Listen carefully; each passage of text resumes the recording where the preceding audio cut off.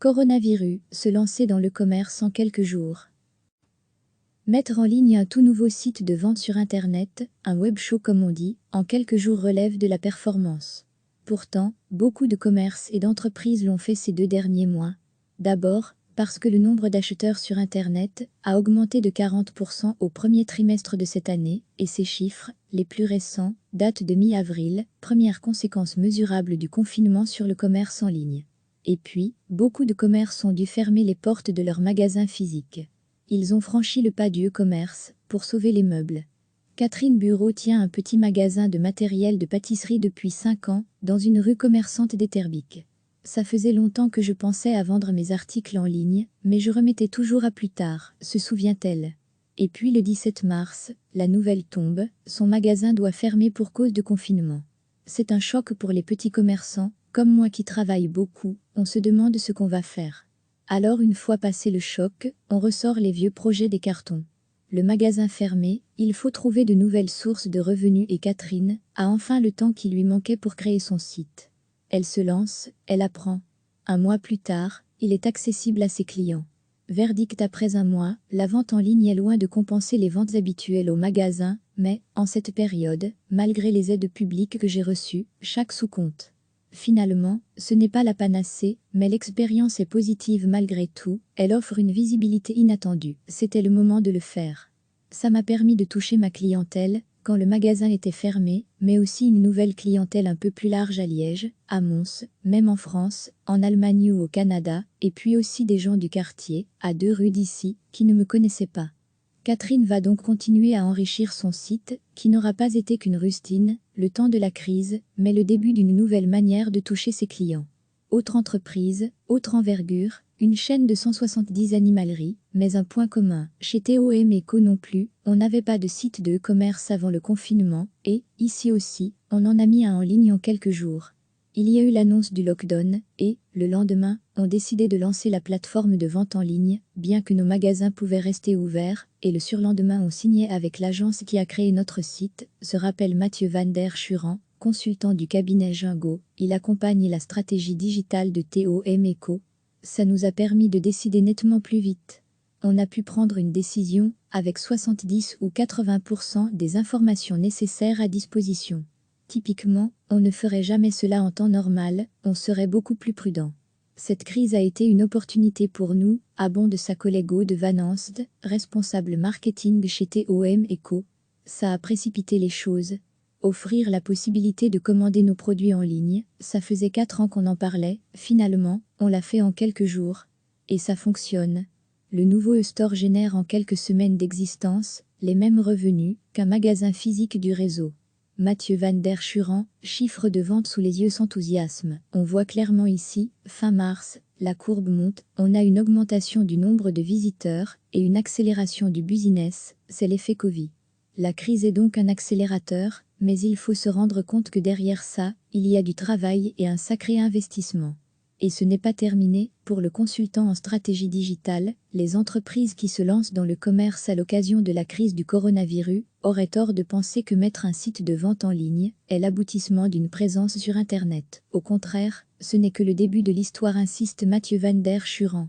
Lancer son web show, c'est comme ouvrir une petite échoppe au fond d'une ruelle dans un énorme souk, alors que, à l'entrée de ce marché, il y a 2 géants qui attirent toute l'attention, Google et Amazon. Il faut donc encore beaucoup d'investissement et de travail pour exister et se démarquer dans ce souk qu'est Internet. La crise actuelle a donc accentué une tendance, la croissance naturelle du e-commerce déjà préexistante, mais elle ne suffit pas à orchestrer une stratégie complète et omnicanale sur le web qui se construit sur un plus long terme. Chez Wipika, on est sur la même longueur d'onde. Dans cette agence, on développe, crée et implémente des sites de commerce. Ce sont eux qui ont notamment réalisé en quelques jours le web show de TOM & Co. Depuis le début du confinement, il croule sous les demandes. Oui, il y a un vrai boom du e-commerce ces dernières semaines, constate Édouard Sénive, le gérant. Tous les jours on a des demandes pour créer de nouveaux web shows, d'habitude c'est 1 ou 2 par mois. Et les gens veulent signer tout de suite, alors que, d'habitude, il y a une période de réflexion de plusieurs semaines, poursuit-il. Ce sont quand même des budgets conséquents. Là, on sent que les entreprises veulent un web show tout de suite. Elle voit bien que même si ça ne sauve pas les meubles, ça aide à passer cette période. L'agence gère les sites de vente en ligne de plus d'une centaine d'entreprises, de très grosses enseignes au petit commerce local. En tout, les ventes de tous leurs clients réunis ont augmenté de plus de 150% le mois dernier par rapport à la même période l'année passée. C'est énorme, souligne le gérant. C'est presque le double d'un Black Friday, qui est le pic de l'année du commerce en ligne en temps normal. Édouard Sénive estime que le commerce a gagné 3 ans de croissance en 2 mois de crise sanitaire. Mettre en ligne un tout nouveau site de vente sur Internet, un web show comme on dit, en quelques jours relève de la performance. Pourtant, beaucoup de commerces et d'entreprises l'ont fait ces 2 derniers mois. D'abord, parce que le nombre d'acheteurs sur Internet a augmenté de 40% au premier trimestre de cette année, et ces chiffres, les plus récents, datent de mi-avril, première conséquence mesurable du confinement sur le commerce en ligne. Et puis, beaucoup de commerces ont dû fermer les portes de leurs magasins physiques. Ils ont franchi le pas du e-commerce pour sauver les meubles.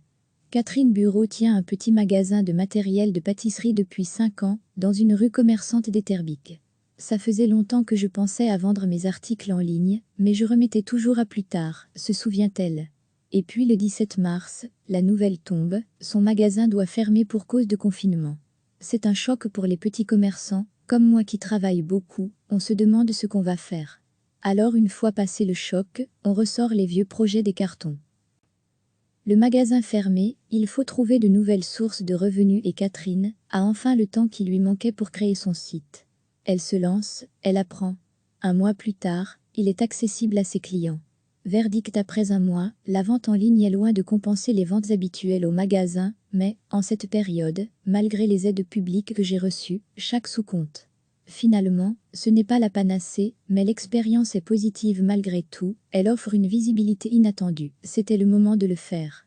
Ça m'a permis de toucher ma clientèle, quand le magasin était fermé, mais aussi une nouvelle clientèle un peu plus large à Liège, à Mons, même en France, en Allemagne ou au Canada, et puis aussi des gens du quartier, à 2 rues d'ici, qui ne me connaissaient pas. Catherine va donc continuer à enrichir son site, qui n'aura pas été qu'une rustine, le temps de la crise, mais le début d'une nouvelle manière de toucher ses clients.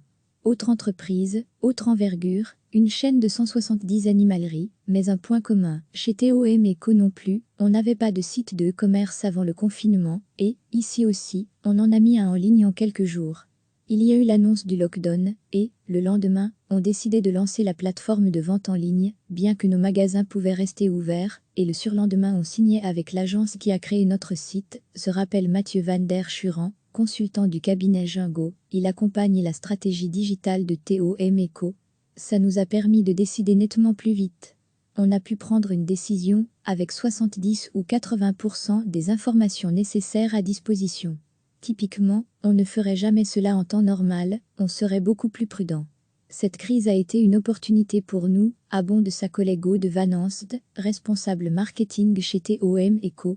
Ça a précipité les choses. Offrir la possibilité de commander nos produits en ligne, ça faisait 4 ans qu'on en parlait, finalement, on l'a fait en quelques jours. Et ça fonctionne.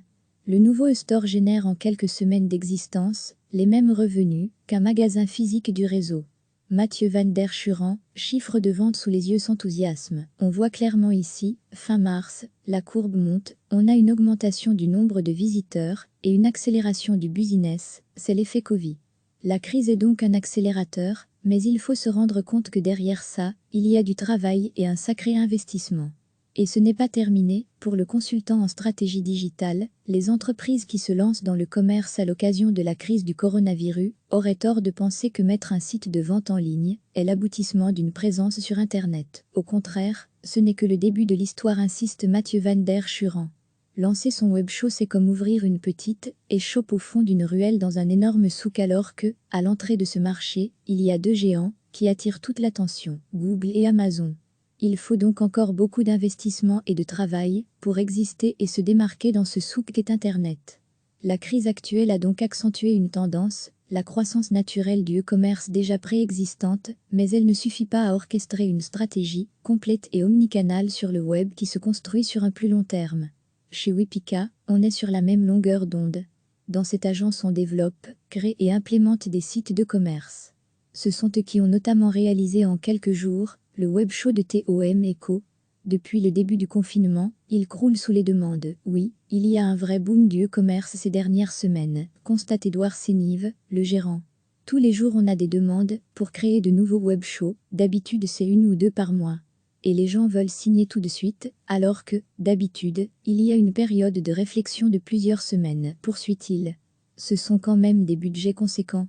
Là, on sent que les entreprises veulent un web show tout de suite.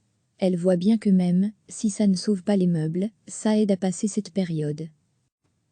L'agence gère les sites de vente en ligne de plus d'une centaine d'entreprises, de très grosses enseignes au petit commerce local. En tout, les ventes de tous leurs clients réunis ont augmenté de plus de 150% le mois dernier par rapport à la même période l'année passée. C'est énorme, souligne le gérant. C'est presque le double d'un Black Friday, qui est le pic de l'année du commerce en ligne en temps normal. Édouard Sénive estime que le commerce a gagné 3 ans de croissance en 2 mois de crise sanitaire. Cliquez sur s'abonner pour recevoir les dernières nouvelles.